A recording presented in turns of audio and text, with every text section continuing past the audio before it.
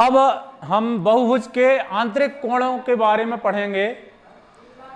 हमने पिछली कक्षाओं में जैसे पढ़ा है कोण योग गुणधर्म के अंतर्गत कि त्रिभुज के तीनों कोणों के आंतरिक कोणों का योग 180 अंश होता है।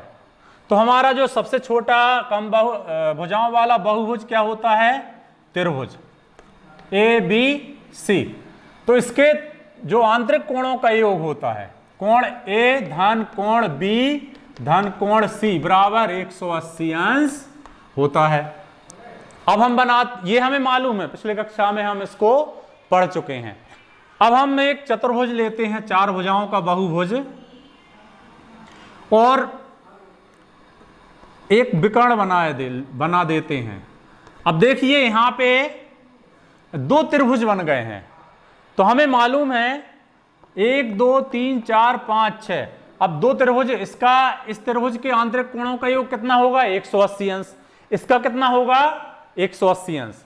तो चतुर्भुज का आंतरिक कोण कितना हो जाएगा? मतलब कोण A धन कोण B धन कोण C धन कोण D 180 धन 180 मतलब 360 अंश। तो चतुर्भुज का आंतरिक कोणों का योग कितना हुआ?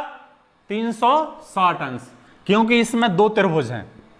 तो इस त्रिभुज का, इनका, इसका और इसका 180 अंश, इसका और इसका 180 अंश। तो ये चारों का कितना हो जाएगा? 360 अंश। अब हम पंचभुज ले लें।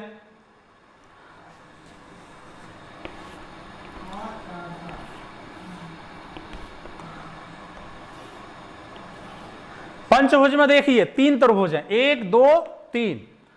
तो यहां पे पंचभुज के आंतरिक कोण कितना हो जाएगा? कोण A धन कोण B धन कोण C धन कोण D धन कोण E बराबर, यहां 3 त्रिभुज हैं। तो 3 त्रिभुज मतलब 180 अंश 180 अंश धन 180 अंश कितना हो जाएगा? 540 अंश। इसका मतलब क्या हुआ? पंचभुज का आंतरिक कोणों का योग कितना हो जाएगा? 540।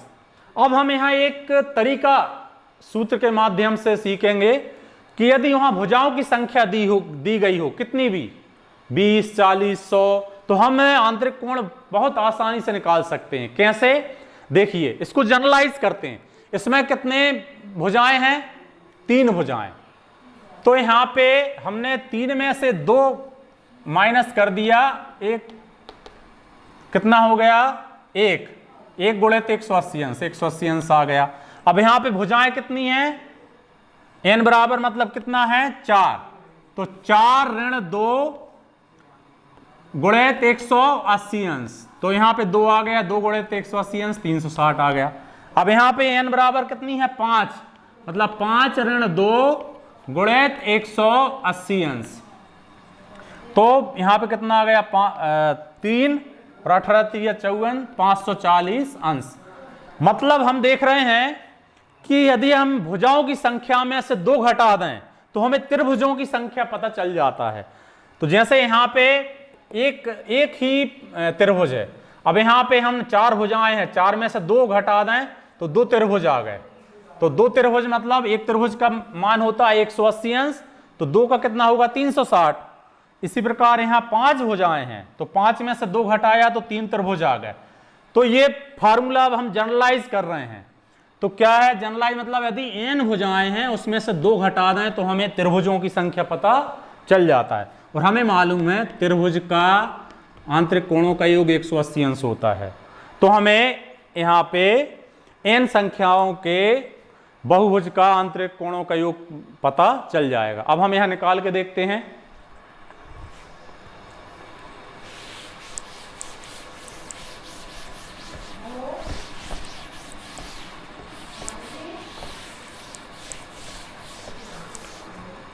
अभी हमने 5 तक निकाल लिए हैं। मान लो यहां n बराबर 6 है,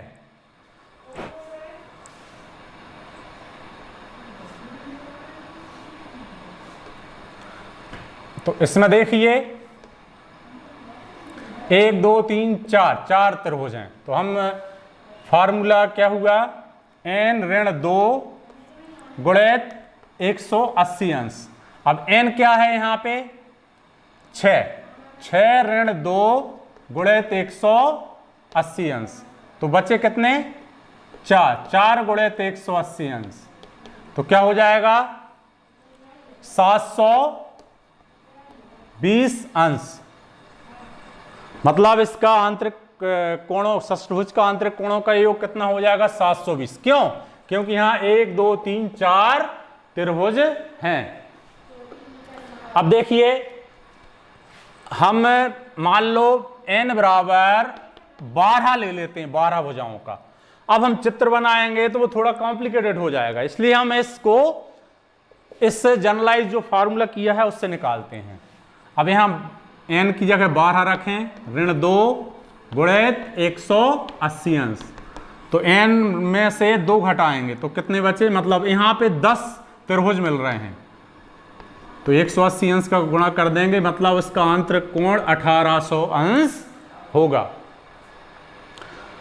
कितना होगा, यदि भुजाओं n भुजाएं हैं, n भुजाओं वाला बहुभुज है तो उसके आंतरिक कोणों का योग होगा 1800 अंश, 1800 डिग्री।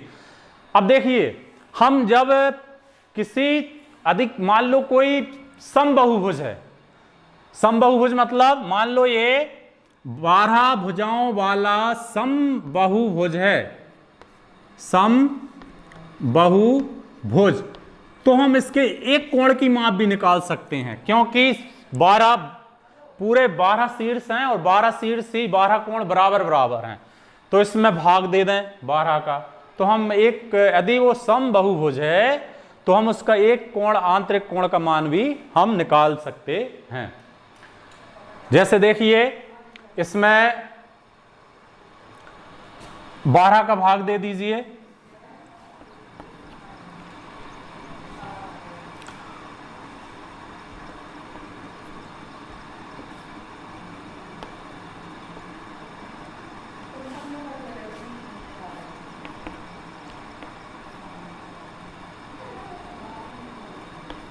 एक 150 अंश।